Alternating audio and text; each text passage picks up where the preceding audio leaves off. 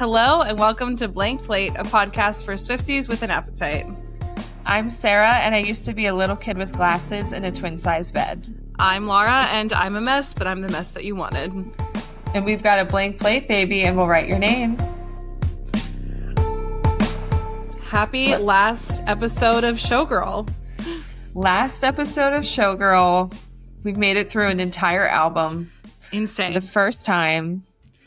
But also Laura's last main pod episode before going on maternity leave. Yeah, guys. So, we got a couple Patreon episodes if you want to listen to more episodes, of Sara and I. But I'm about to go on maternity leave. It's baby month, so... Yeah, I think you and I might be recording one more Patreon before you take a couple months off from recording. Yep, if I can squeak it out, we're going to do it. Yeah. Otherwise, I'm hoping to do some fun little interviews and stuff to keep some episodes rolling out while Laura's taking time away. Yep. And the plan is to be hopefully back in action by June, July. So, yeah. We'll figure it out. But if you want, your normal dose of us, definitely consider subscribing to Patreon and listening in to what Taylor stuff Sara gets up to with other guests, and you've got some fun ideas, so it'll be fun. Yeah. Haven't planned any of it yet, but it's all good. we're recording ahead here, so I have a little bit of time. But, yeah, definitely. So as far as what's on my plate, it's baby month, so I'm miserable. Sarah's like, how's your relaxing night last night? And I was like, I fell asleep twice, once as a joke and then once for real. And that was my night. So the last couple weeks of pregnancy are just really fun, you guys. Really fun. Your body's working hard. Yeah. We were supposed to record last night, and both of us, for extenuating circumstances, were like, let's just record tomorrow morning. And I'm glad that we did, because my body is just absolutely at its end. I emotionally am all over the place. I go from totally fine to anxious spirals to crying nonstop about feeling anxious to then just getting into a fury of I need to get shit done. My body's tired. I get mad at my body. So it's just this I'm really fun to be around is really what it comes down to.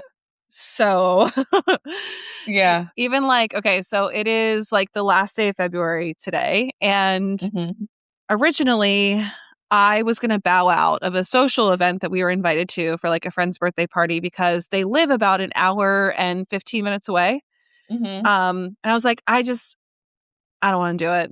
I don't want to do it. Whatever. I was like, Luke, if you want to go, just sleep over, that way you can enjoy yourself. And I'll see you in the morning. And I was just like, oh my God, what if tonight's the night that my water breaks and you're an hour and 15 minutes away and I have to drive myself to the hospital?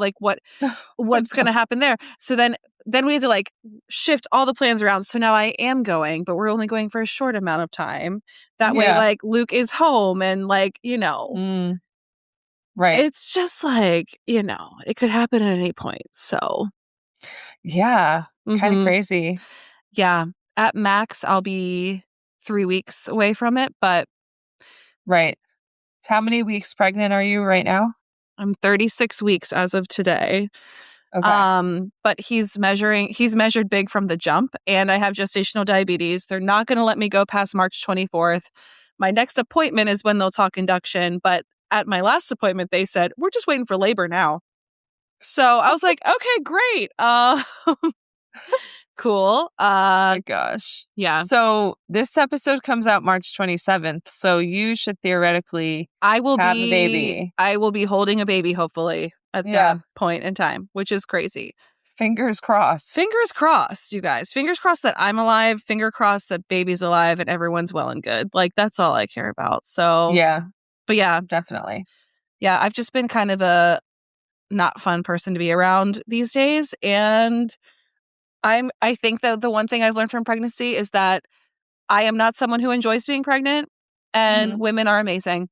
And that's all I have to say. This experience not even like birthing the child yet makes me realize Mm-hmm. how insane it is that we don't live in a matriarchy.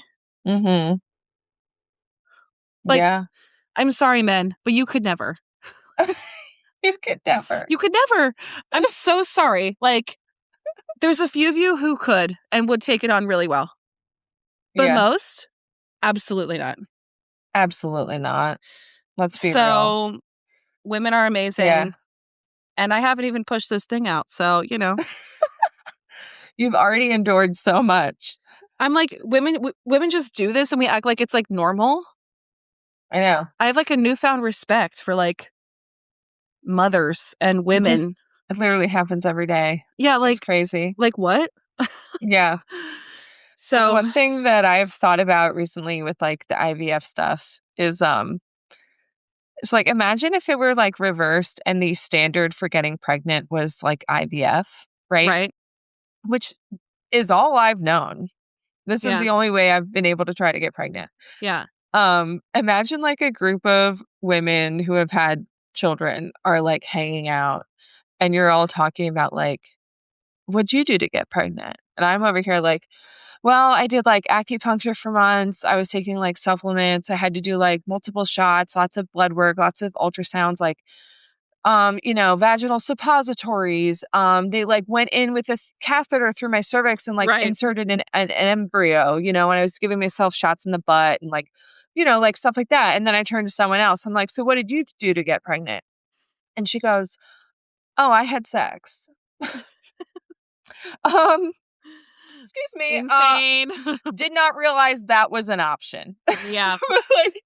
but just like the complete, like the difference in how some people get pregnant and how it's like literally a fun activity that you do. Or an accident. Some people get pregnant on accident. I'm like, and then like, here are all the steps that I take to get pregnant. Yep. It is insane. Also, like, again, men could never. No, men could never. If men had to go through IVF, men could never. So just keeping track of the medications alone. I was telling a friend that you have your own calendar for like your own like process, and she's like, I totally get it, because she's starting to go through it, and I was just like, she literally has her own calendar for like when certain things. She was like, I'm gonna have to start doing that. I was like, yeah. I think they have some apps for it as well. But yeah, for me, like I, kind of like live and die by my Google Calendar. So yeah, I have it all on there. Yeah. Plus my reminders app on my phone. It's like AM supplements, PM supplements. And then once all the medications start, it's like, okay. And it's changing. 3 times a day. Always like, oh, now we're changing it. Now I'm taking this. Yeah. And take that away and I'll add that on and I'll got to order that. And like the mental space it takes. It's like, right. I actually like low key when I was entering like third trimester and things started to fall apart, I was like most upset for a couple days about the fact that like Luke could just like continue living life normally. And I was just sitting there like miserable. And I was like, this is like so not cool. And I was looking at him, I was just like, yeah. Like, how dare you? I want my body back. I want to feel normal again. I want to, all that. Yeah. But anyway. And that's the thing with IVF is like you could have like 2 to 3 years of that before you even get pregnant. Yeah. Yep. I'm like, oh, Josh is gonna just like go to the gym tonight. But like I have to be home to give myself a shot in the ass at like 9 p.m. Got to make sure everything's ready for that. Let me go do that really quick. Yeah. Oh, and let me also do it like completely pantsless in my kitchen in case I have blood shoot out of me and get all over the floor. Dude, you are not afraid of a needle after this experience. Not anymore. You can't be. How could you be? No. I still can't watch like myself getting blood taken or get a shot, but if I'm doing it to myself, I can do it. You're like, no biggie. But yeah. Oh my God. It's just insane. Well, and then I had, there was one supplement we added in, recommended for me this round. And I started taking it at the beginning of February. And it was one that I showed you. It was like these enormous pills. And for my recommended dose, I was taking 12 of these pills a day. And you guys, they were like this big. They were like huge. They were like fat pills. Yeah. So I was doing like 6 in the morning and 6 at night, along with other things I'm taking. And I recently had to just stop taking it completely because it was causing stomach cramping, bloating, and gas. And it took me like a couple weeks to figure out that, oh, maybe it's the like 12 pills I'm taking at a time. So I'm like, yeah, we're just going to skip that one. Because and all of a sudden, everything feels better. Yeah. Yeah. So had to do that. But yeah. Yeah, man. But otherwise for me, my Wuthering Heights obsession continues. You are not alone, literally. I'm not alone. My friend Steph I've seen a lot of TikTok edits. So, well, here's the thing. So my friend Steph and I went to see the movie a second time. I think I can officially say that I love the movie. Mm-hmm. You have to go into it just accepting it at face value for what it is. Like, if you care about it being book accurate, you're going to be upset. But again, that's like not the intention of the directors. Right. You know what I mean? If you hear her talk about it, like she had her own vision for this. Right. And yeah. And like I said before, I didn't like the book. So I don't care that she changed it. Yeah. I prefer her story to whatever it was that I read like 20 years ago. But yeah, the movie's just like so visually stunning. And I'm obsessed with the soundtrack. Like this Charlie XCX album, I cannot stop listening to it. Like Chains of Love has me in a chokehold. I haven't been this obsessed with a song in a long time. Like I was recently driving between like Allentown and Lebanon, and I was playing the soundtrack. Well, the Charlie album soundtrack, and Chains of Love was on. And then I just kept being like, repeat. See, like, I like it, but I feel like I haven't seen the movie, so I'm not quite like I'm only understanding like 50% of it.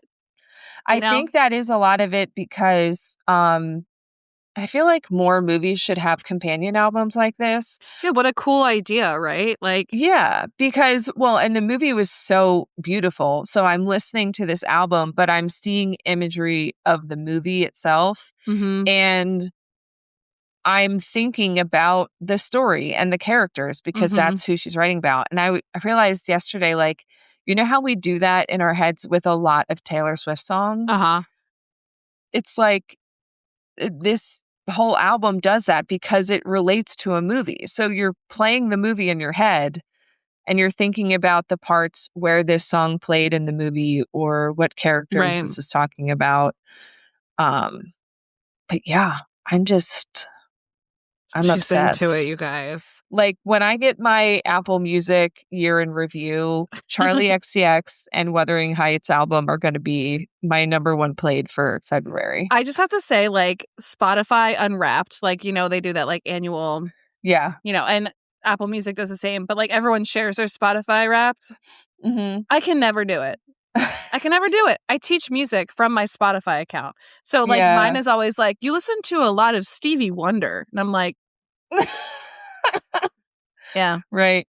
Cool. Was your musical age like 72 or something? Yeah, it was old. And then it was also like, you have a real love for female pop. And it was like Taylor Swift, Muna, like, Gracie Abrams and blah, blah, blah, blah. And then it was like, but you do have some weird oddities. And it was like Mozart. I was like, yeah. That is funny. Yeah, they're like Rachmaninoff. I'm like, that's my job. I wish I could split my Spotify into like 2 accounts. I guess you can, but I don't have the energy to do that. I'm not going to do that, Right. So anyway, but yeah, oh my God. I do think it's funny though because they definitely on Spotify. I don't actually think it's super accurate, to be honest. Like a lot of people have dug into it and they're like, I listened to this album in November and I don't think they even track November. You know what I mean? Oh, yeah. So anyway, but yours will definitely be including Charlie XCX. So yeah, definitely. Yeah. And I think that like if I come back to this album at some point in the future, I'll immediately be transported to this moment in time. I'll be like, oh, it feels like February. You're like, oh, it's like February, and I've just watched the movie I'm obsessed with. Yeah. Mm-hmm. Yeah. Yeah. But yeah, I recommend everyone seeing it with It's an on open my mind. list. Love is Blind, Wuthering Heights, bunch of Heated things. Rivalry, Heated Rivalry. Tell Me Lies. What's the Apple TV thing people keep talking about? The Studio? Pluribus? Yes, Pluribus. Yeah. Okay. Trump. That's on our list as well. Yeah. So, all right. Taylor updates? Taylor updates. So again, you guys, we're recording this pretty much like a month early, so bear with us. All the Open Light remixes are out. Yeah. There you go. Yay for me. I already had them all, but they went they went on streaming pretty quickly. Yeah. And Open Light is now the second number one for Showgirl. Yeah, and this is kind of a big deal because the last time she had two number ones from one album was from 1989 back in 2014. It's kind of crazy, but it is. I know. I mean, I guess it does make sense. Reputation wasn't beloved when it was released originally. Right. And then we had Lover. Lover, you know, we had some hits, but Lover didn't have a number one until Cruel Summer, like 2 years ago. Right. During the Eras tour. So yeah, she now has 14 songs that have hit number one. Starting with, she didn't have a number one until Red.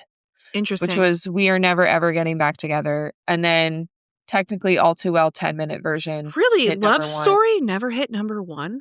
I know, I was surprised. Wow. But I wonder if it's because it was really more of like a country album. So that was when she started to bleed over into like the pop charts. But Love Story was everywhere. Anyway. Yeah. My question is, how did they used to track this before streaming? I guess radio. But like the radio determines, unless they're like, you know, if they get requests and they're like, oh, we're playing this song more. You know what I mean? Yeah. Or like where people buying physical singles. But no, people would just buy CDs, right? Like, I don't understand how they can track what. Yeah, like when we were younger, in the CD era, you weren't buying singles. I honestly think it's radio and television, like music video watching, like how many times people watch it. But it's like, how do you calculate that? Yeah. I don't know. That is interesting. I talk about it like every day in my music class, and I never actually thought about that. Yeah, I'm curious how they used to track it. Because now makes a lot of sense now with streaming, because you can hit play on it. Yeah. Whoop. Add it to the list. It's not like we couldn't like real like you could call and request a song, but is that really determining what they play on the radio? I don't know. Anyway. But 1989 actually had 3 number ones. It had Blank Space, Shake It Off, and Bad Blood. And then it got a 4th one with Taylor's version with Is It Over Now? Which transports. Is a banger. Yeah, I mean, like, that is. They cooked on that one. And then Reputation had Look What You Made Me Do. Lover had Cruel Summer. Folklore had Cardigan. Evermore had Willow. Midnights, it was only Antihero, even though she also did like Lavender Haze and Karma and Bejeweled. Interesting. Those were all singles. Yeah. TTPD only had Fortnite, which like how is that number one? Oh my God. I'm kind of surprised that even hit number one, but I think agree. It was just from like, well, okay, here's my thing. I think TTPD and Showgirl. So Showgirl has now had The Fate of Ophelia and Opalite as number ones. I think she is starting to strategically put her first single as the number one track. Yeah. Because then anytime someone wants to go check out the new Taylor Swift album and they hit play, that's the first they're hitting the first song. And if they decide after 1, 2, or 3 songs that they aren't interested anymore and they leave, they've played her single. Strategic. You know what I mean? It's Swiftian. Makes sense. And for all the Swifties, you know, like us, a lot of times when the album comes out, I feel like when we go to listen, we're hitting play, we're starting at the beginning. What we should do down the line is we should go through her discography and list like what we think her lead single should have been from that album. Do you know what I mean? Like, I'm thinking about TTBD, and I'm like, I know Fortnite was the lead single, but what would I pick to be the lead single that I think would be like either a summary or like a taste of the album, or like the song I think that would smash the radio? Yeah. You know? What do you think you would have chosen? Because TTPD, we're only talking about the first 15 or 16 tracks. I mean, I think the easiest pick that would be like most broadly appealing would probably be My Boy Only Breaks His Favorite Toys. Yeah. Right? I would say maybe that or Down Bad. Down Bad. Yeah. Like, song I think like best summarizes the album is Fresh Out the Slammer. You know? But I don't think that would have as much radio play, like, or like general mainstream play. Anyway, just like it would be fun to do that for all the albums because, you know, like Cruel Summer is a great hit. That makes sense for Lover. Cardigan makes sense for Folklore.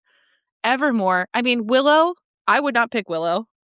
No. I don't know what I'd pick for Evermore, but maybe Gold Rush. Yeah. I could see that. That's one of the more maybe pop adjacent songs, I would say. Yeah. Definitely not No Body, No Crime. But I do think it has more like general appeal than like, I don't know, the songs that I love, like, you know, Tolerate It. Yeah. Happiness. Yeah. The sad ones. Yeah. But yeah. I mean, Exile probably would have been good from Folklore. Yeah. But that's also like really slow and like kind of dark. Yeah. But that doesn't mean radio wouldn't play that. They love a slow ballad. But yeah, anyway, it would be interesting to do that for all the albums. Yeah. And then like also like what would be like the song we wish we got a music video for? Anyway, future episode ideas. Right. Maybe if you have any guests, you could ask them that. Like if you could pick a song from your favorite album that didn't get its shine. Right. What is it? Anyway. Today we're talking about a song that is the lead single, not lead single, but not the lead single at all. The title of the album, which, you know, the title track, which like she doesn't do too often. No. Okay, let's figure this out. We had Fearless, Speak Now. Actually, maybe she kind of does it a lot. Fearless, Red. Speak Now, Red. But then after that, we got Lover, Evermore. That's it. TTPD. Oh, she does do it a lot. Actually, 7 out of 12 have a title track. I don't know why my brain can't like connect that. My brain, this is like weird. Also, I think it's weird because it's the last track. You know, saving. But Evermore is like that. Yeah, but it kind of makes sense to like wrap up the album, though. Yeah, it's like the final closure, I guess. Anyway, Life of a Showgirl is what we're talking about today. Came out October 3rd, 2025. Written and produced by Taylor, Max Martin, and Shellback, as per usual. Fountain Quill or Glitter Gel Pen. This is a fountain pen. Fountain pen, yeah. Sister song / related album. 2 of our bangers that we always bring up. I said Sister Song is Nothing New. Sort of like reflections of how celebrity and fame can change people and how the industry treats people. And you chose? I chose Clara Bow because it's another song about getting into show business and how it's not as glamorous as you think it is, and comparing yourself to other people that you've looked up to. Like we have Kitty in this song. In Clara Bow, we have Clara Bow and Stevie Nicks, who come before Taylor. Yeah. I would say honorable mention would go to Lucky One as well. That's sort of like young Taylor's reflection on fame, but yeah. Yeah. Okay, related album. I was so stuck, so I just copied yours. Yeah, I just said Lover because, I don't know, I think it's like, I don't love the production of this song, and I don't love the production of like half of Lover, but also I think there's something about like the claps in this song. It feels like some of the production in Lover that I don't love. Yeah. I feel like it's a little overdone, maybe like hammy. It's it just doesn't belong on anything else is what I came to. Like, it doesn't belong on Tortured Poets. It doesn't belong on Midnights. Definitely not Evermore or Folklore. No. Not Fearless. Not 1989. Not Speak Now. Like, not Debut. This is a showgirl song. Yeah. Through and through. And like Red is like, because like Red is also one of those albums that's sort of like all over the place, but right. I don't know. Yeah, that one was tough. Sometimes it's like, oh, duh. Like Canceled was so easy to throw into Reputation, but this is not the case. So, right. Yeah. All right. Personal associations with the song. You go first. It is my least favorite song on the album, which is a shame because it has Sabrina on it and it is the title track. But I will say I do love the ending of it, which we know is taken straight from the Eras tour. Well, at least like the crowd noises. And it's meant to sound like what it was like on the Eras tour when she says goodbye. And I do think that is a great way to end this album. Yeah. And it does tie in all the showgirl elements that we got more so with like the aesthetic and rollout of the album than the actual songs itself. But honestly, it's mostly a skip for me. Yeah, not my favorite song either. I mentioned this initially, but like the reason this song kind of not a hater. It just is frustrating for me is because I want to know the life of the showgirl. I'm listening to this album because I want to know the life of a showgirl. Tell me about, your ripped tights and your feet hurting. And like, that's what I want to hear. That's showbiz, baby. And essentially this song is Taylor saying, hey, you're not going to get it. Like, and I'm like, okay, that's frustrating. You're never going to know the life of a showgirl. You're never going to know it. And I'm like, well, then why am I here? I'm like being facetious, of course, but yeah, it's not my favorite song. But it's not like a song that I necessarily like think is corny or hokey the same way that like other Taylor songs can be, like Me. So yeah. But it also doesn't have the same pop singability as Me. So it's not a song that has like a hooky chorus that like stays in your head. So I don't know. It's just not one of my favorites. And when we do our rankings, it's pretty low on my list as well. So yeah. Yeah. It's kind of funny though, because it is very show tune-y. This also has like Broadway vibes to it. Yeah. Which I know you like, musical theater, but it just doesn't like lean in far enough. If you're gonna do it, do it. Like the bridge is definitely musical theater-y. But I just want, like, if you're gonna do it, like I want to hear the Chicago, I want to hear, like lean in. I don't know. I feel like this song, it's kind of giving Glee. Yeah, a little bit. You know what I mean? Yeah. Like I'm picturing like high school theater kids like singing this and being like so into it. Yeah. You've got some people doing the claps. If there were a Glee episode about Life of a Showgirl and they could only choose like 3 songs, they would absolutely do this as one of their 3. Right? It would be like Fate of Ophelia, this, and then what else would they pick? Opalite.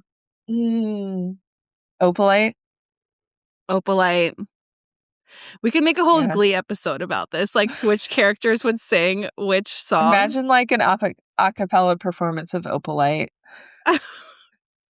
With that like part in the bridge. Santana singing Elizabeth Taylor. Yeah. Yeah, it would be, Anyway. It definitely has some Glee factor. It has Leah Michelle vibes. Yeah. Yeah. Oh my God. All right. So let's get into the folklore of this song. It is fun that we have Sabrina on it because Taylor and Sabrina both began as young showgirls who wanted to make it in the business. Also, both Pennsylvania girls. Shout out. Sabrina is from Quakertown, which is in my new neck of the woods. Yeah. And she's a PA girly, as is Taylor. So I grew up about 40 minutes from where Taylor was born, and I moved to about 40-ish minutes. Actually, a little less. I think it's like 25, 30 minutes from Quakertown. yeah. Yeah. Yeah. And when I look out my door, I look at where Taylor Swift is probably rehearsing for something. Right. You know? We're all connected. Yeah. I know. But yeah, like Taylor, it is interesting because like Taylor and Sabrina, like obviously there's a kinship there, but Sabrina like grew up singing covers of Taylor songs on YouTube.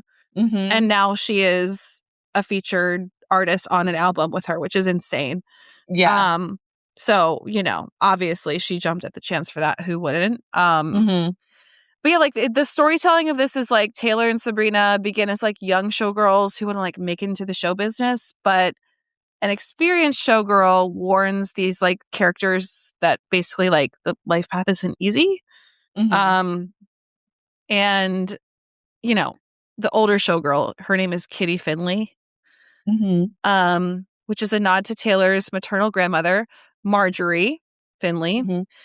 And her mom's dog, Kitty. She explained on the Tonight Show with Jimmy Fallon, quote, "There's a fictional character named Kitty in The Life of a Showgirl, the song. That's just this character that you meet. She's up on stage. I want to do what she's doing. She inspires you, and then when you meet her, she warns you against doing it," which I think is something that may have happened to anyone who said they wanted to go into music. People who are in it will tell you how hard it is and how chaotic it can be and just how cutthroat. But if you love it enough, you'll do it anyway and you'll take what comes with it. Kitty is also the name of my mom's Great Dane, which is, you know, important to my mom. So it's important to me. She's absolutely the best. My mom, her grandmother's name is Marjorie Finley. That was my grandmother. So that's where Finley came from. And all signs lead back to my mom. Yeah. Yeah. Oh, you said her mom's grandmother is her mom's mother. Yeah. Yeah. Her grandmother. I love this subtle dog shade that Taylor gives here. We know Taylor's a cat person. I mean, she has cards that says cat enthusiast. So yeah. Yeah, but she is a little bit anti-dog because she says, my mom has a Great Dane, which, you know, is important to my mom. So it's important to me. She's not like, I love the dog. He's so sweet. Like, yeah. No. She's like, my mom loves him. Yeah. So, yeah. Okay. Yeah. And I love that the dog is named Kitty. Amazing. And we don't get Finley anywhere in the song. No, It's just Taylor told us the last name of this fictional character. And it was an Easter egg in the Fate of Ophelia music video. Yeah. Like the name Kitty Finley showed up. So like we kind of got clued into that a little bit early, but yeah. Mm-hmm. Yeah. Yeah. And on the track-by-track version of The Life of a Showgirl, Taylor said the song is, quote, "the story of a fictional showgirl named Kitty and how my character in the song goes to see her perform and is completely inspired by her. But rather than responding with like fakeness, she tells it like it is. And she kind of warns me off of this lifestyle because it's much more than just the glitter and the glamour." Mm-hmm. Yeah. Oh, and she said, "There's a lot else that comes with it, so it's kind of an ode to show business and the women who move through those pitfalls and obstacle courses. I thought, who better to ask to be a part of this song than the ultimate showgirl, Sabrina Carpenter? And thankfully, she said yes, and she's absolutely incredible on this song. One thing that I really love about the ending of it is that we actually ended the song with actual crowd noise from my last Eras Tour show in Vancouver. So that always chokes me up because it transports me right back to that actual memory of standing on that stage for the last time on that tour that was so important to me and the tour that really inspired this album. So it's the last track of the album and a really special one to me." Mm-hmm. And that, honestly, it might be my favorite part of the song. Like, if I'm in a certain mood, it could even, like, make me tear up a little bit because I'm picturing her on stage. Yeah. And, you know, I think it helps tie this album to the Eras Tour. Yeah. Because they're so linked, you know? She also said from the Showgirl movie, one of my favorite things about the song is that when we were writing it, we finished it and I was like, I just want Sabrina to sing on this so bad, because she is someone who, as she's a friend of mine, she's also one of my favorite artists. She's been the opener for the Eras Tour, but she's also really well equipped for this career. Like, she's so good at moving through backlash or criticism or people just being unfair to her or picking her apart. She has this temperament to like pivot and use it as fuel. And so, because that's kind of what the song was about, I was like, I want to see if she would be up for this, because I really feel she's got the same mentality as what the song sings about. Like, having this love for it and a love for the game that overrides how hard it can be. And she was like, "Are you kidding me? I'm dead." Yes, of course. Like, I thought you would never ask. Like, let's just have the most wonderful, immediate response to it. And then when she was on tour, she took her days off and went and recorded it. And that is a showgirl for you. Mm-hmm. Yeah. So Sabrina showed that she's also able to just like fly to Sweden in the middle of her tour. Yeah. To record, a track with Taylor. So yeah, I love that she got Sabrina on this track. I think it makes a lot of sense. Mm-hmm. But also we know that she got the album title from this song, not the other way around. I believe Reputation, at least up to Reputation, that was the first album where she had the name in mind before writing. Mm-hmm. So it's not like she went into this album, was like, this album is called The Life of a Showgirl, and that's what I'm writing about. Right. And I think that's probably partially why people have beef with the name of the album, Mm-hmm. Yeah. Because, it was not the plan all along. Yeah. And we do have a clip from her songwriting voice memo where we get to hear that. So that's here. Cause you don't know the life of a showgirl, babe. And you're never gonna wanna. Is the title Showgirl, babe? The Life of a Showgirl. Life of a Showgirl. The Life of a Showgirl. Yeah. Wow. And maybe that's the album title too. Yeah. Wow, Life of a Showgirl. Yeah. The Life of a Showgirl. I have a question. If you could rename this album instead as one of the other tracks, what would you rename it?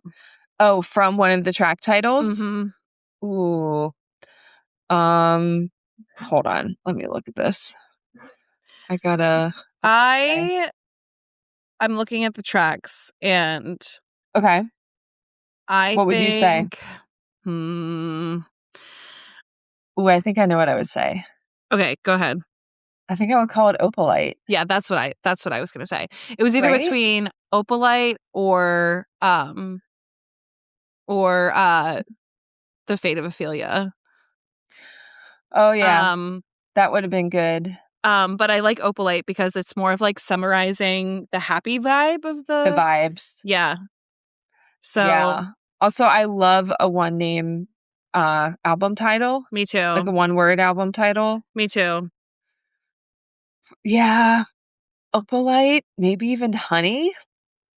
Yeah. Yeah. Yeah. Or actually Romantic. Mm. Even though I don't think the sentiment of that song wraps up the album, but I feel like the overall the title story, wraps up the album. Yeah. I think Opalite would be my pick overall. That's where my brain went first. And also, like, she could have leaned into like the glitz and like the glamour of pop. Yeah. And maybe a little bit of the showgirl vibe, like behind the scenes of like the Eras Tour and stuff. But like, I think the name, like you mentioned, the people have beef with the name is like, it's because the title that was rolled out is this like The Life of a Showgirl. The visuals are like behind the scenes, like curtain and like glitz and glam. And then it's like a very different, like, I guess, focus of the album. Yeah. Which, like, I still love the visuals. I still eat all that up. It's just that it just doesn't quite connect the same way that I think people were expecting it to be. Anyway. Yeah. But yeah. Opalite. Opalite. That would have been a great album title. Yeah. Chime in, guys. What do you think? And then Opalite being the lead single. Yeah. Yeah. And then doing Fate of Ophelia. Mm-hmm. Mm-hmm. Although Fate of Ophelia is a great lead single, so. Yeah, that was like one of the only times I've ever been like, that was the perfect choice for their first single. Like, yeah. So, yeah. And the music video was great. Yeah. So, anyway. Well. All right, let's get to the song. Here is verse 1.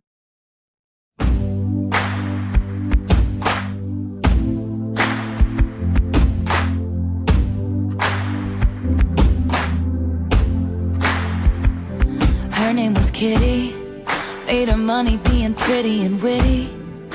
They gave her the keys to this city, then they said she didn't do it legitly. I bought a ticket, she's dancing in her garters and fishnets. 50 in the cast, 0 missteps. Looking back, I guess it was kismet. Mm-hmm. Yeah, it feels very Glee to me. Yeah. Right? Everyone's in the back. Stomp, clap, stomp, clap. Yeah. It's very a cappella group. Okay. Mm-hmm. Yeah. Oh, boy. Her name was Kitty. So as mentioned above, Kitty Finley. She's introducing her as like our main character that, young Taylor aspires to be. But also apparently Kitty or Kitten was the nickname of Elizabeth Taylor. So that's interesting. Yeah, that's kind of random. Yeah. I don't know if that was like kismet or, something she thought about. Yeah. Yeah. Made her money being pretty and witty. It's like the classic female star being the perfect mix of beauty and brains. Right. They're like, not only is she beautiful, but she's so funny. Yeah. They gave her the keys to the city. So they, meaning like the public. So, or public perception. Like they gave her license to be a star, to be loved. Like, they basically said, we like you. And then they said she didn't do it legitly. Like that, Taylor knows how that feels. We know that for many reasons, especially, of course, like with, reputation and her cancellation because, she once had the keys to the city and then she basically was like, said, you're canceled. Yeah. And I think there's no better line that summarizes the whole key thing than this one. I don't like your kingdom keys. They once belonged to me. So she once had those kingdom keys, but yeah, she doesn't have them anymore. Mm-hmm. Yeah. Which, like, then they said she didn't do it legitly. I feel like this is a nod to everyone saying how Taylor doesn't write her own songs. Oh, yeah. Or she's only famous because her parents were rich and, like, helped her out and moved her to Nashville and stuff. And it's like, no, I mean, Taylor definitely had some foundational stuff that helped her get to where she is, but she would not be who she is without her talent and her hard work. Yeah. And you can't erase that. Yeah. And it's also really similar to a line from Nothing New when they said this. Criticize the way you fly when you're soaring through the sky. Mm-hmm. Yeah. Like, oh, you're the number one pop star? Like, let's pick it apart and tell you why you don't deserve it. And let's tear you down. Yeah. I bought a ticket. She's dancing in her garters and fishnets, like very Midnight's vigilante shit, Eras Tour coded. 50 in the cast, 0 missteps. Like large ensemble. Yeah. Everything has to work together. And that feels like a nod to the Eras Tour as well, because she didn't have quite 50 in the cast, but she had a large group of people that for over, like 150 shows or something, they had to perform as perfectly as possible night after night. Yep. For 3.5 hours. Mm-hmm. And most nights they didn't have any mistakes. Most nights there were no errors on the Eras Tour. Yeah. It's a perfectly like prepared show. Looking back, I guess it was kismet. Like she was supposed to like meet this person, have this conversation that's about to happen in the next chorus. But like, okay, so who do we think this, like, if we could imagine, obviously this is a fictional character, but like, who is Taylor Swift's Taylor Swift? Like, Right. as a young girl, who would be the person that she would look up to and be like, wow, I want to be just like her? You know? Yeah. Honestly, it might. Well, Stevie Nicks we know is like a huge inspiration, and they're now like Stevie Nicks is like a mentor for her. Right. But she's not quite a showgirl. Do you know what I mean? Right.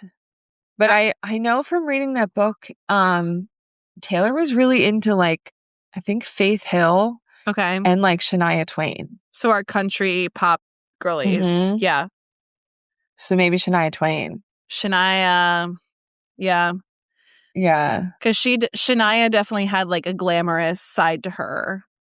Mm-hmm. Not like a country roots the way Faith Hill did. Yeah. Mm-hmm. See, like for me, I'm like, is it Britney Spears? Because like every girl our age looked at Britney Spears and they were like, wow, she's like a star. But yeah, like, you know, it is one of those weird things where it's like, who is Taylor Swift's Taylor Swift, you know? Yeah. Anyway, it is interesting to me. There's a lot of like nods to theater in this song, not necessarily like going to a music tour. Yeah. So like it's more Broadway-ish. she like waiting by the stage doors mentioned, autograph hounds, like 50 in the cast, like using the word cast. Garters and fishnets is more like, you know, that's Kinda theater like talk. burlesque almost. Yeah. So it is stage door, like that sort of thing. I just like, it's very theatery. So anyway. Yeah. All right. Pre-chorus 1. Pre-chorus. Here we go. I waited by the stage door, packed in with the autograph hounds, barking her name, then glowing like the end of a cigarette. Wow, she came out. I said, you live in my dream.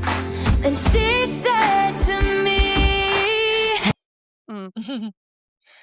Yeah, here's where we get that. I waited by the stage door, packed in with the autograph hounds, barking her name. Yeah, just great play on words. Yeah. Yeah, with hounds and then barking. Then glowing like the end of a cigarette.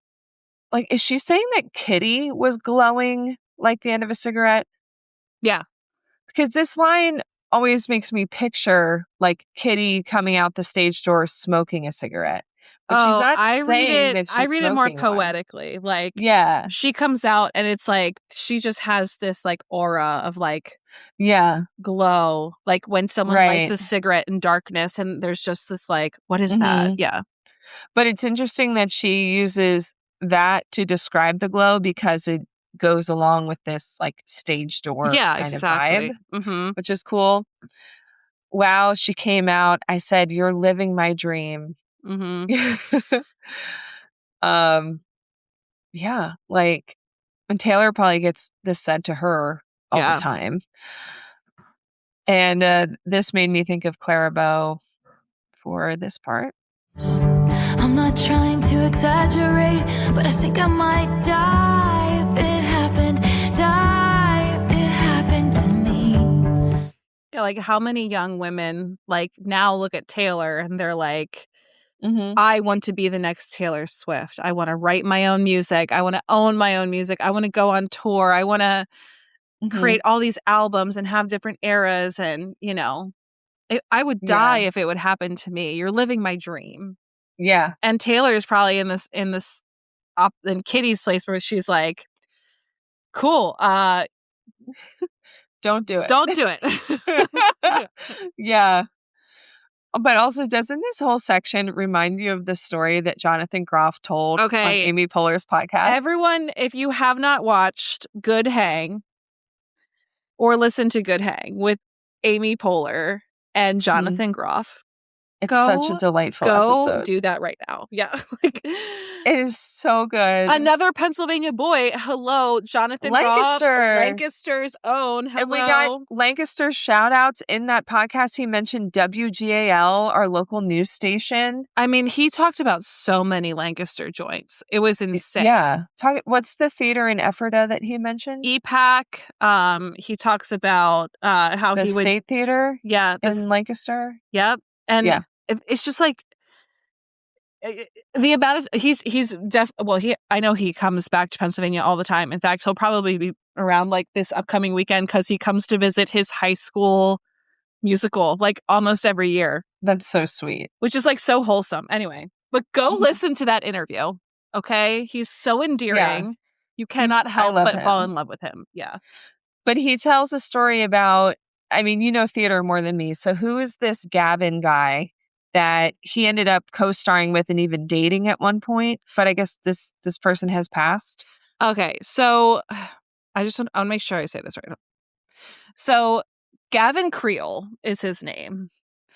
And like, how do I put Gavin like to the main people? Okay. So he was a big deal. He was in like Thoroughly Modern Millie, and he played like the iconic part of Jimmy. And Jonathan and I are pretty close in age, and I remember being so obsessed with a couple shows around the same age.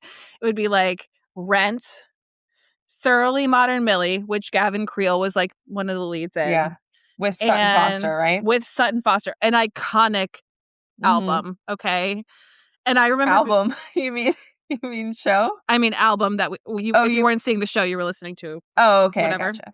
Yeah. And soundtrack. He's gone on to do so many other things, like whatever. But like at the time, he was like this heartthrob, I'm sure, for a gay man, you know? But like Gavin Creel was like kind of this legendary figure, I'm sure, for Jonathan, because that's how I felt about you know, Sutton Foster.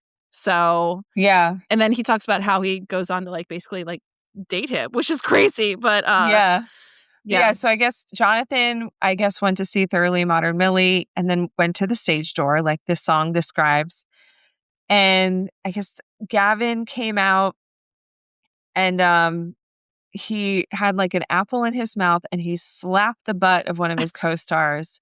And the co-star was like, "Ooh," and looked at him. And Jonathan watched Gavin with an apple in his mouth just wink at the co-star and walk away. And Jonathan describes it as like, he was like, "I must join the theater." It's just like this is a pivotal moment for him. Like, that's it. Like, I'm sold. Yeah. He's like, I have to be a part of this life. Yeah.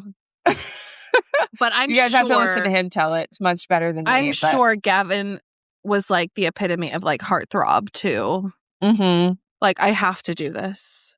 Right. But yeah, he was in Thoroughly Modern. He did a couple other things. I think he played like Prince Eric in like the first version of like the stage production of Little Mermaid. Oh. So handsome, charming, you know, winking, like, you know. Right. And for Jonathan Groff, he was like, that's it. That's it. I'm sold. I'm sold. This is my calling in life. Too funny. Yeah. And he was right. I mean, Jonathan Groff is a treasure. Yeah. I'm not even like a theater person, and I know Jonathan Groff, and I think he's wonderful. He can do it all in my book. So not just theater. I mean, he's done like movies and TV now too and stuff. So yeah, I'm sure most of you know who he is. If you haven't, look him up. Like, he's great. Anyway. Yeah. All right, on to chorus 1. Okay. Hey, thank you for the lovely bouquet. You're sweeter than a peach, but you don't know the life of a showgirl, babe. And you're never ever gonna wait. The more you play, the more that you pay.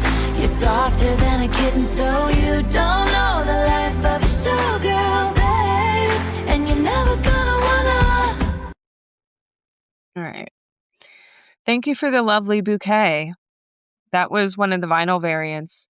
It was the Baby That's Show Business edition, but the vinyl color was called Lovely Bouquet Golden. One of the many variants that we got. Yeah.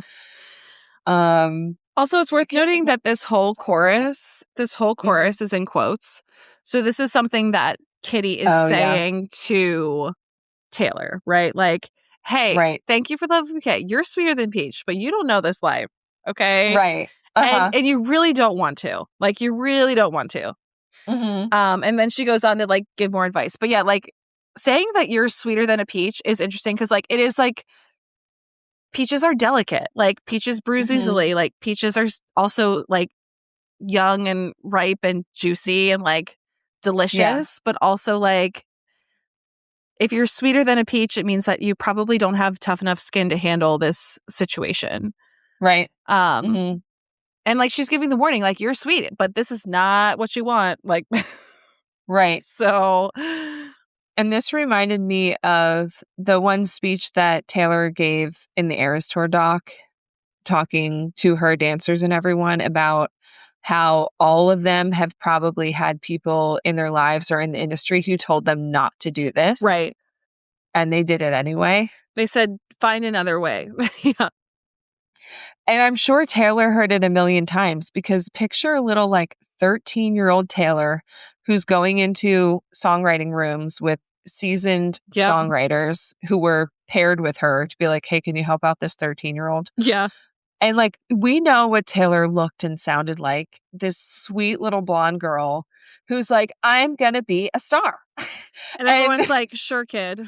And they're all like, I don't know if you want to do that. You know, like, do you really know what you're getting into?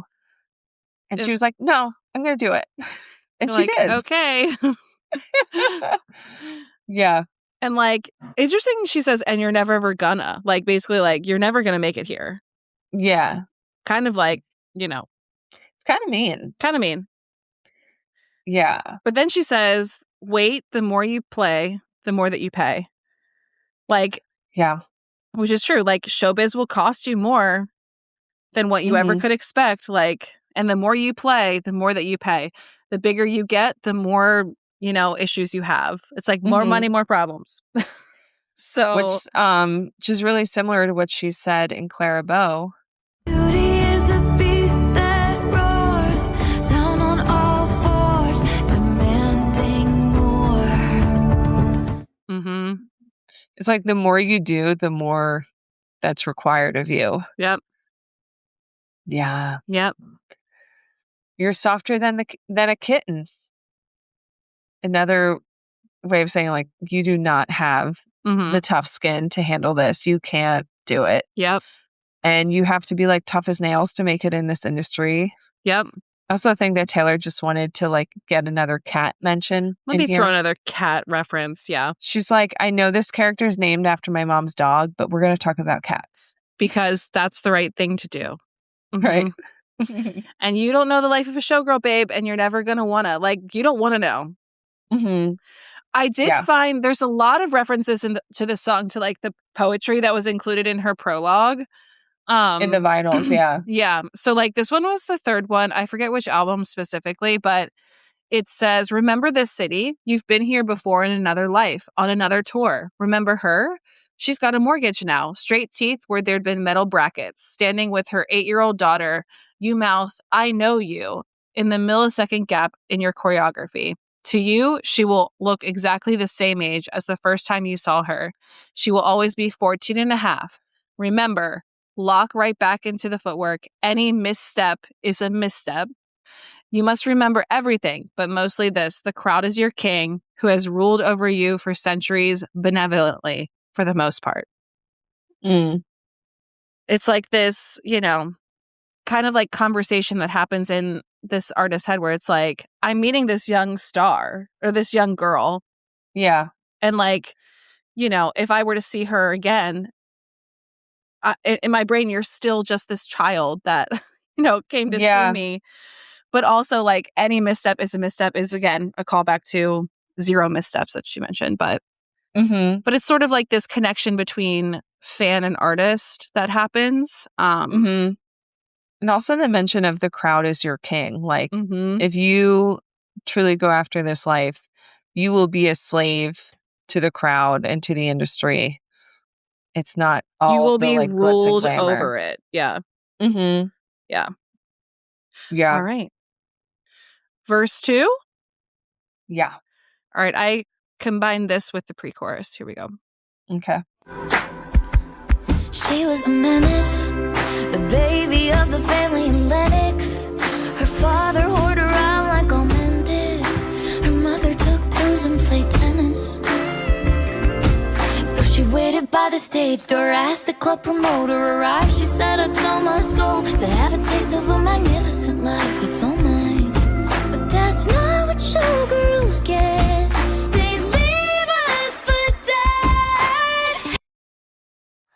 So we've got Sabrina popping in here. Yes. She gets her own verse and pre-chorus.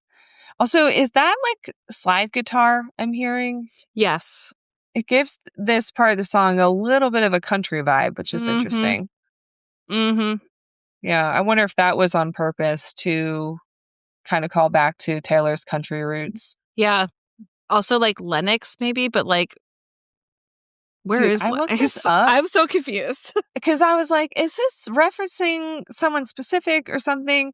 There are 11 states in the United States with a town named Lennox. And we know that Sabrina's not from Lennox, so. Right. And there's a Lennox, I think, in like England and stuff. So I don't know. Did she just need something that rhymed with tennis? I think so. I have no idea. Yeah. But we do know there is a reference to like Sabrina's past, kind of, with her father hoard around like all men did, because we know that like Sabrina's got some daddy issues. Okay, I tried to look this up and I couldn't find anything because I know she has a song that kind of references something with her dad, but the stuff I was reading sounded like she had a great relationship with her dad. So what happened? So in her album, Emails I Can't Send, I know that she basically learned that her dad was like having an affair. Okay. Even though her parents stayed together. And like some of the lyrics are, quote, "You birthed me, so you kind of have to deal with the repercussions." Like, I don't know. It definitely is like the mom and dad remain together, but like Sabrina reflects on a lot of the pain and anger that she feels for these like complex feelings about her dad after learning that, basically. Okay. So, yeah. Anyway. Okay. Like all men did is kind of sad though. So. Right. Yeah. Her mother took pills and played tennis. I don't know. Again, I don't know if this is based on anyone famous or if this is just from like Taylor's imagination. But to me, it feels like a character who attends the event with the tent-like thing covering up the tennis court in Cowboy Like Me. Yeah. It's very, what's it called? Not to change subject. Did you see the interview with Marcus Mumford where he talks about Cowboy Like Me once again? Which one? There's so many. But basically the interview, it's for their new album that came out. But they were saying like, you really, he was like, one of my favorite songs by Taylor is Cowboy Like Me. And he said, and the tennis court was covered up with some tent-like thing. I'm in. Like, yeah. And they were like, yeah, like just throw you into the story like that. And he was like, yeah, that like really gets me, blah, blah, blah, blah. And automatically I'm like, what are we talking about here? Yeah. Just like, it's so true. Yeah. Starting a song with the word and the tennis court. Yeah. Yeah. Yeah, that like country club vibe where it's like all these people who appear put together and like they have everything going for them. But really like the husband's cheating. The mom is like, zonked out on pills. And plays tennis every day. And she's probably also like sleeping with her tennis instructor. Kind of vibe. Yeah. So she waited by the stage door as the club promoter arrived. Basically, like a club promoter is someone who like is trying to get you to go to the club. And she's like, listen, I'll sell my soul for like a lavish lifestyle. So you want to like buy me a table and get me like champagne and whatever, or become famous? Like, I'll do it. Like, I'm willing to do whatever it takes. There's also an element of escapism here, which we know Taylor loves. Like this character that Sabrina's playing, wanting to escape her life, and go into the showgirl life. Yeah, like I hate it here kind of vibes. Yeah. But that's, selling your soul for a magnificent life is like, that's not necessarily what you even get. Even when you do think that you've reached a level of fame and, success, it's like they leave us for dead. They equals like the industry, the public, whatever. Again, like how the public is so able to cancel or, criticize the way that women behave in the music industry. Yeah. They're able to leave you for dead in a second. So, or even just discard you. Like, oh, you're too old. Right. Or somebody else is more interesting now, so we don't need you anymore. Mm-hmm. It's a very fragile life. Yep. So you're not guaranteed to have some magnificent lifestyle that you're aiming for. Right. Yeah. All right. Shall we skip to the bridge? Yes. All right. Here is the bridge. I took her pearls of wisdom, hung them from my neck. I paid my dues with every bruise, I knew what to expect. Do you wanna take a skate on the ice inside my veins? They ripped me off like false lashes and then threw me away. And all the headshots on the walls of the dance hall are of the bitches who wish I'd hurry up and die. But I'm immortal now, baby dolls. I couldn't if I tried. And that's the closest taste to musical theater we're going to get. Yeah. Well, and this whole bridge is giving The Greatest Showman. Yep. So I had to pull a clip. Okay. Okay. Tell me how similar this sounds. Okay, my friend, you want to cut me in. Well, I hate to tell you, but it just won't happen. So thanks, but no, I think I'm good to go. Because I quite enjoy the life you say I'm trapped in. Yeah. Okay, Zac Efron. The ending is also very reminiscent of Funny Honey from Chicago. The like piano line. Yeah. Mm-hmm. Yeah. Yes. All right. I took her pearls of wisdom, hung them from my neck, which she did wear. She wore pearls for at least one part of the Ophelia music video. Mm-hmm. She had a whole pearl getup, I'm pretty sure. Let me look. Hold on. Oh, yeah. Or no, are you thinking of the thing where she has all the ropes everywhere? Oh, maybe that's what I'm thinking of. Hold on. But I think when she had the blonde, like Marilyn Monroe wig, I think she was wearing pearls. Yes. For that. Pearls of wisdom. Yeah. Yep. Yeah. But also, like, poetically, like, she's taking her advice. Mm-hmm. But she's also, like, hanging them from her neck, which is, like, low-key is, like, don't you think you could read that as, like, I took your pearls of wisdom, I hung them from my neck, like, I'm wearing them around like they're mine. Like, do you know what I mean? I think I read it more as, like, I'm keeping them, like, close, you know? Like, I'm remembering what you said. Yeah. But I'm going forward anyway. Yeah. Yeah. I don't know. Yeah, anyway. I paid my dues with every bruise is a call back to being a peach. Uh-huh. You know? Yep. But also bruises that come with, like, rehearsals and shows. I mean, yeah, like, Taylor herself has talked about being injured, like, backstage. Mm-hmm. Also, like, bruises to ego. Yeah. Yeah. Bruises to your ego for sure. Also, like, again, she sort of talks about the treacherousness, like the bruises, the bumps, the things that come with, you know, being in show business in her poem that says, you say good morning to them when you walk in and they don't correct you as they spray vodka on the armpits of the dancers' costumes. We learn these tricks along the way. The flesh-toned bandage wrap covered by skin-colored fishnets because you will cover the wound no matter how deep it is. No one even knew. And baby, that's show business for you. Mm-hmm. She's like, I'm bruised, I'm battered, I'm worn, but like, this is me paying my dues. It also reminds me of this part from Lover. With every guitar string scar on my head. Mm-hmm.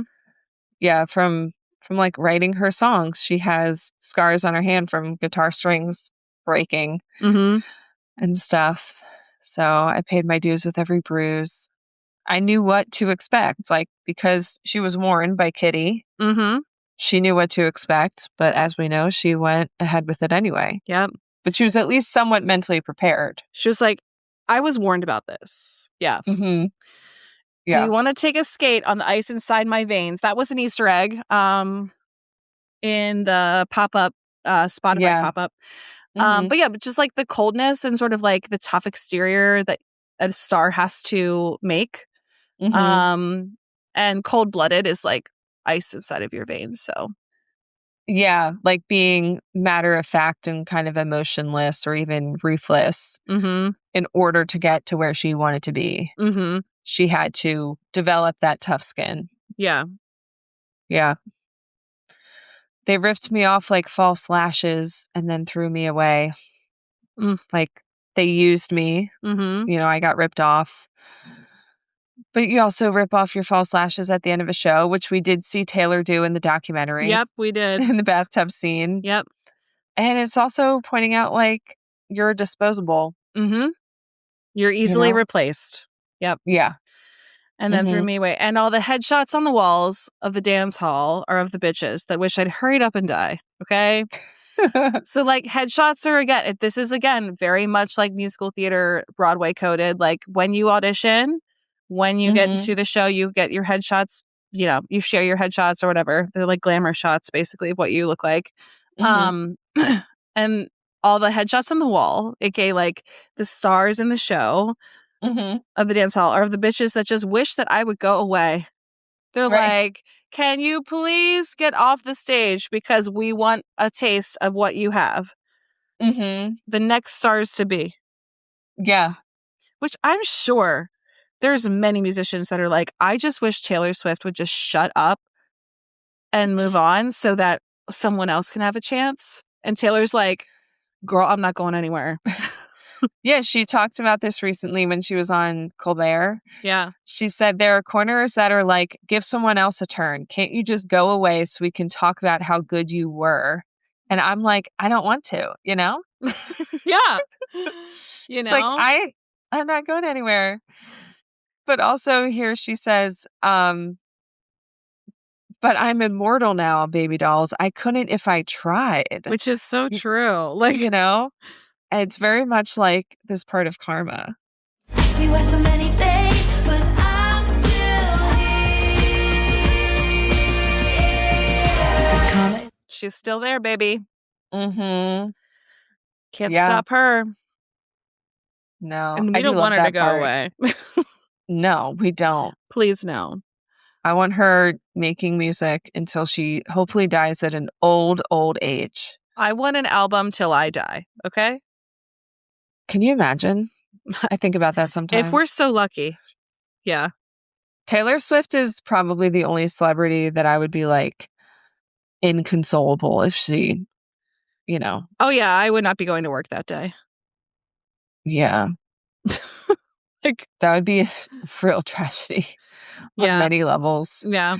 But yeah, I hope that by the time we're like 75, we have, oh my God, like when are we going to have like 40 Taylor Swift albums or something? I mean, at that point, yeah. Bring it on. Can you imagine? No. My Taylor Swift playlist is already several hours long. I can't imagine it, but I can't wait for it. So, yeah. One can hope, right? All right, here we go. Let's go chorus 3. Okay.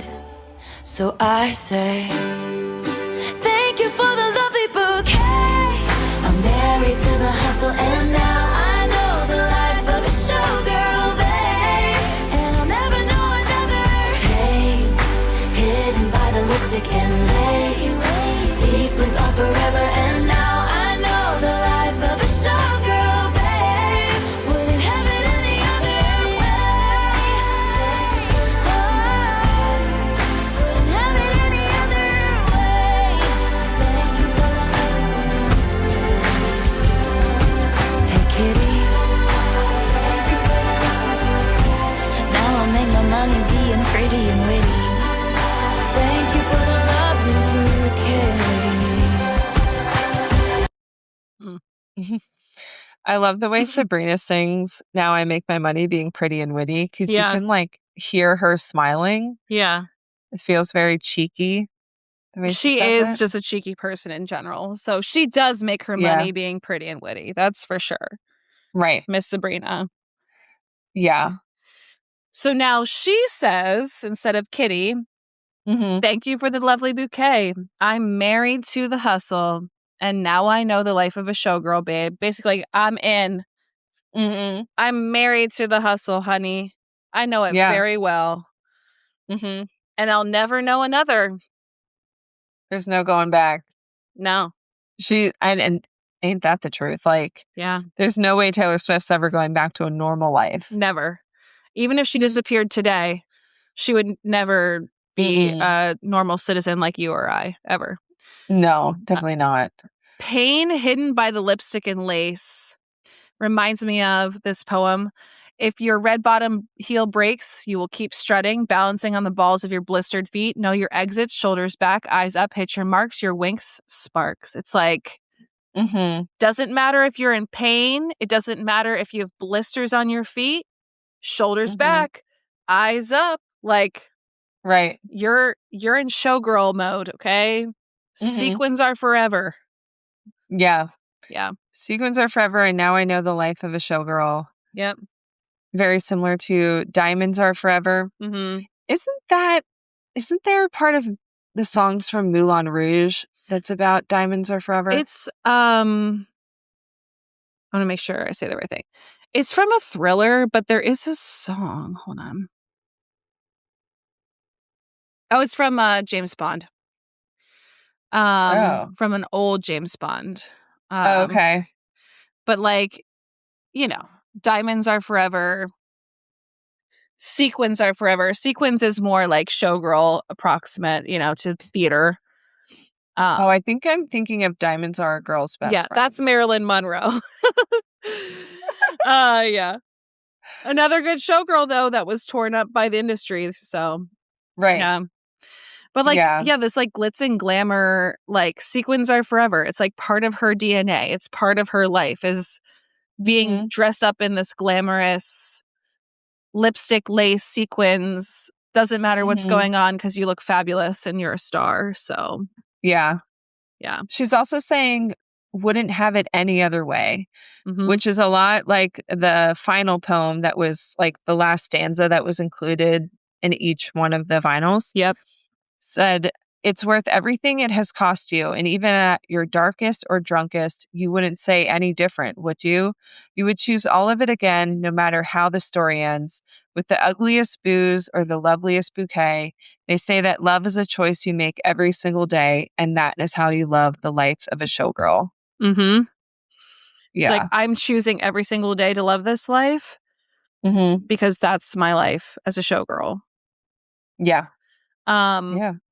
Yeah.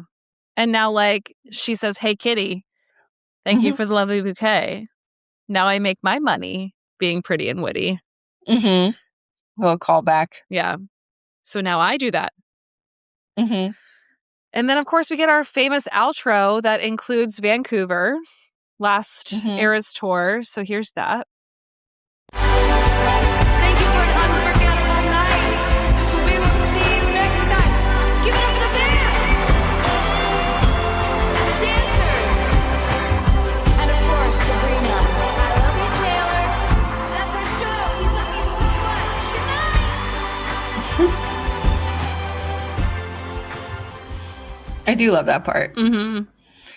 And I was thinking this whole time that even what she's saying is from the last show, but it's not. I even went and watched the end of it on Disney Plus. Yeah, no. It's just the crowd noise. So they must have, they recorded all that. Yeah. But even like the guitar lick during this last part, it mimics the way the band used to like riff during the end of the show after Karma when she's like having everyone clap for the crew and she's saying goodnight. So it really sounds like the Eras tour, which is cool. Yeah. It is interesting that she chose this as her final track. We always like read into the final track as sort of like a signal to what's next. So like, obviously this is like closure of the Eras tour. What came next? The Eras tour documentary. Where we got like more of an inside actual look at what a life of a showgirl looks like, a little bit more. But also like makes you wonder, like, does this mean that she is going to do theater? Is this mean that she is going to, do something with Sabrina? Is she going to, I don't know. Yeah.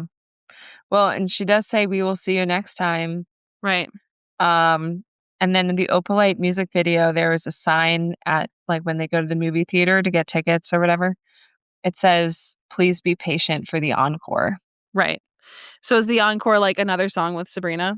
Or I kind whatever of think that encore she is? just means like, please be patient. I'm not going to tour for a little bit. Yeah. You know what I mean? Yeah. I think the most obvious clue is that the next thing was the Eras Tour documentary. And now we have the Eras Tour documentary. So, yeah. Which we were waiting for in anticipation. So, Mm-hmm. but yeah, like as far as music theory stuff, like obviously we talked about all the musical theory sort of references, especially in the bridge. Yeah. But yeah, I think this song is more like what we expected the album to be. Mm-hmm. But like the poetry tie-ins are fun from the vinyls. Yeah. It ties into that more than anything. Yeah. But like I also am glad it doesn't sound like this, because like to me, if she would have done this level, like I just feel like if she was going to do musical theater, I really want you to lean in. I want you to like analyze like the Chicago soundtrack and make your like vigilante shit version of that, you know? We didn't quite get that. So I'm glad that wasn't the overall sound of the album overall, but yeah. That's why I think it's funny, because this is more what people thought we would get, but it's also, I think, the least favorite song for like a lot of people. Yeah, I would agree with that. But is that also because it feels like it doesn't quite fit with the rest of the album? I just think I don't know. I don't know. It doesn't quite have a singability factor either. Yeah, I don't know. Yeah. Not my favorite. No. I don't dislike it. It's just, when you compare it to everything else. Yeah.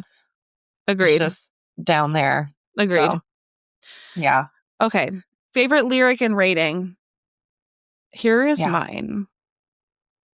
Hey, hidden by the lipstick and lace. Sequins on forever, and now I know the life of a showgirl, babe.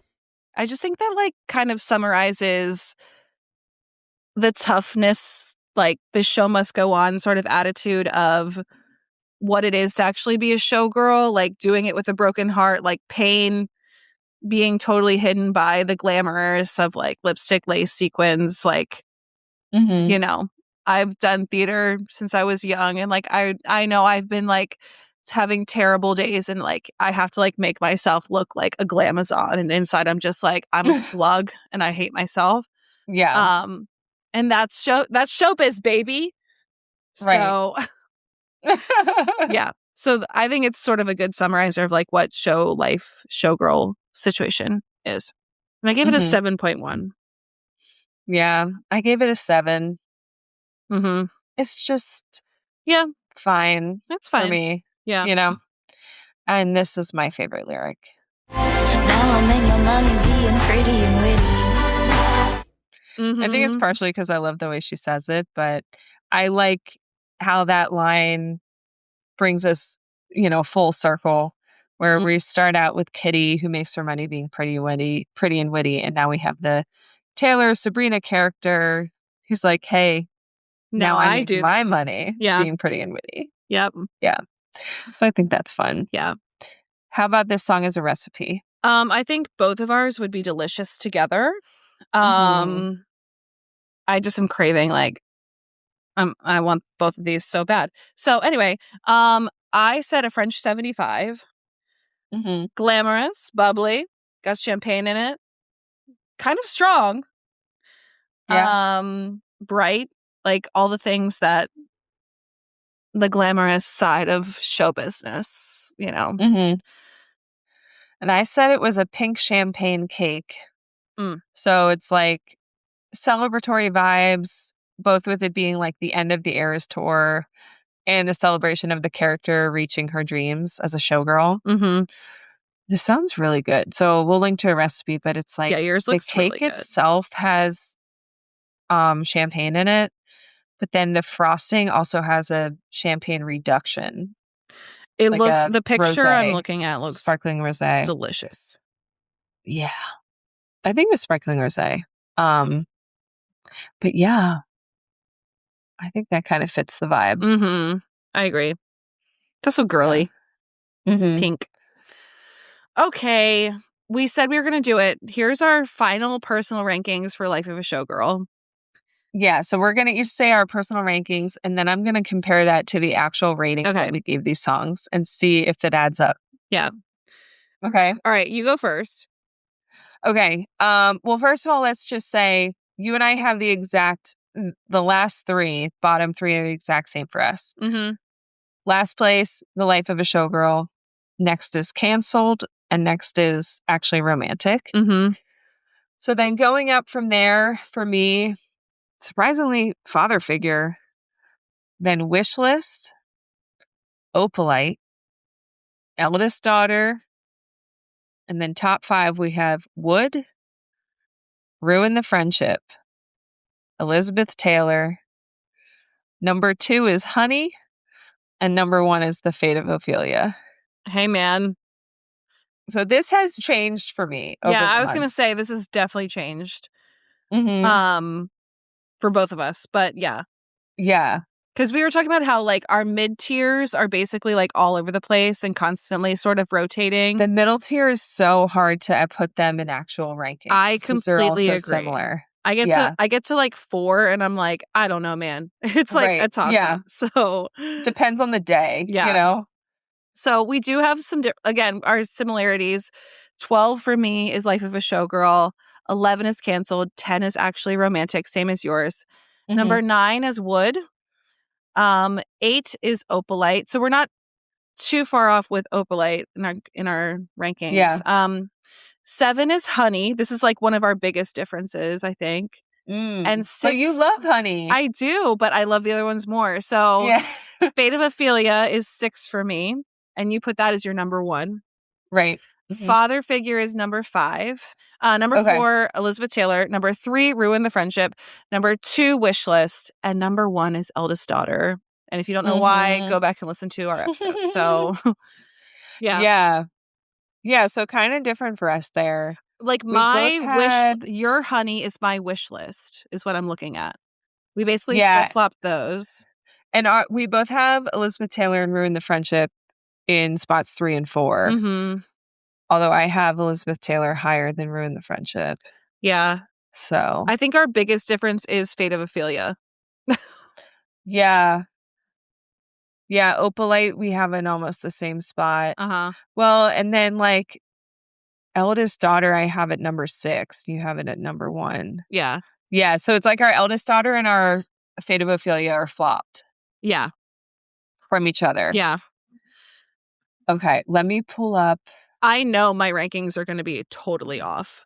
For sure. Your rankings are more off than mine. Absolutely. But we also have to remember that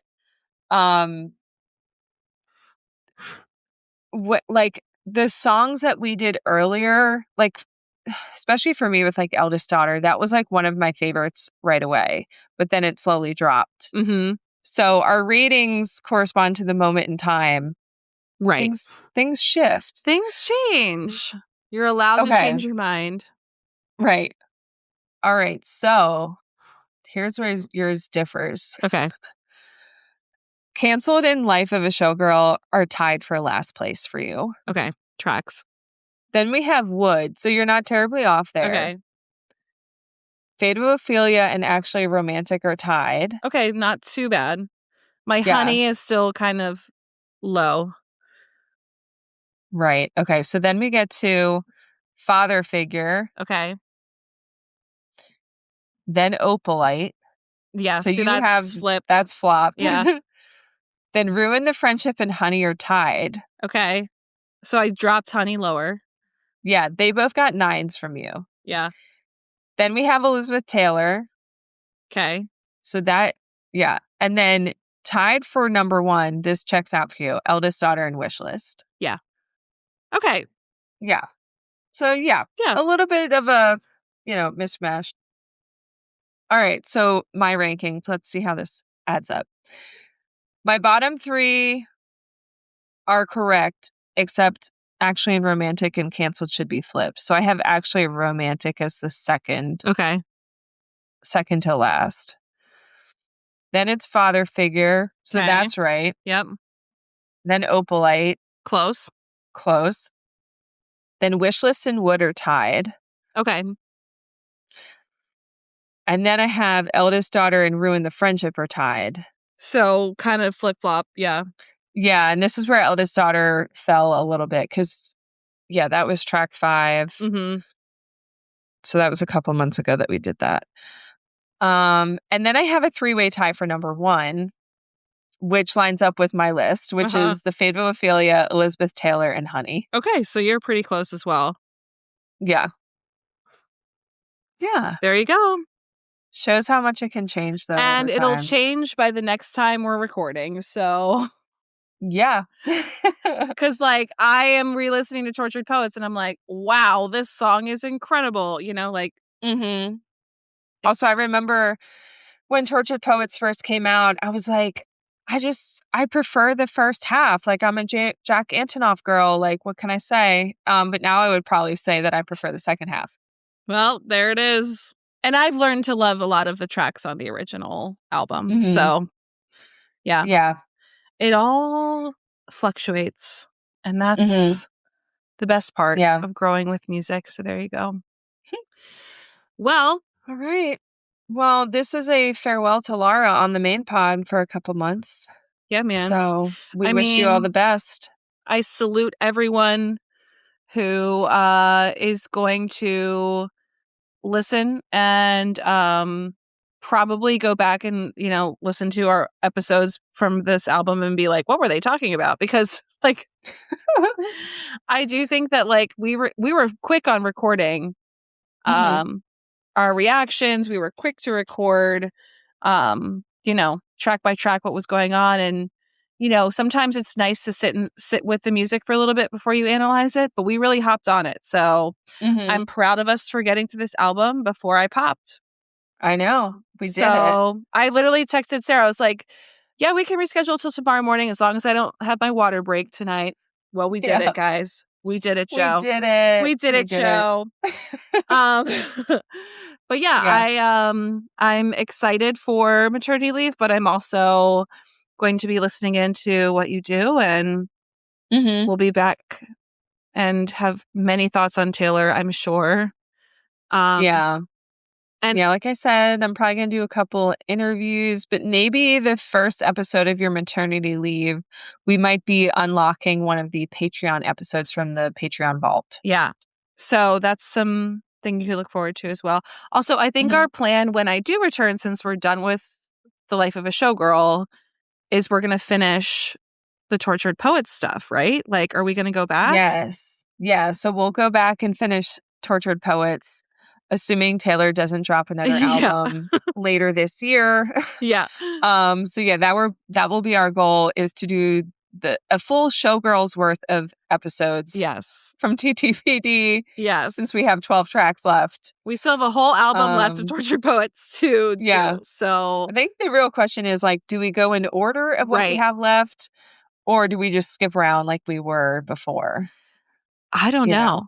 I liked being able to be in order for this one, but we'll figure it out. So yeah, this one made a lot of sense. I could see us doing this going forward with future albums, but with like TTPD, it was like there's so much. There's just so much there. And there was definitely some that we were like, we have to talk about this now, you know? Yeah. So there was a lot of lore being dropped, a lot of tea being dropped in that. So yeah, I understand why we did it the way that we did. So anyway, if you want to go back and tell us which Tortured Poets track you want us to do that we haven't covered, let us know. So yeah, definitely. Yeah. All right. Well, it's time to sign off. 'Tis time. So thank you so much for joining us. If you'd like to support the pod, please make sure you're following us at Blank Plate Pod on TikTok and Instagram, and make sure you're following us on YouTube as well. You can check out our website at blankplatepodcast.com. You can email us at blankplatepod@gmail.com, and you can leave us a voicemail or text us at 717-382-8313. And if you're enchanted by what we're doing here, support us on Patreon, which is linked in our show notes, or you can go there directly at patreon.com/blankplatepodcast. And until next time, we had the time of our lives with you. And you know, it's time to go.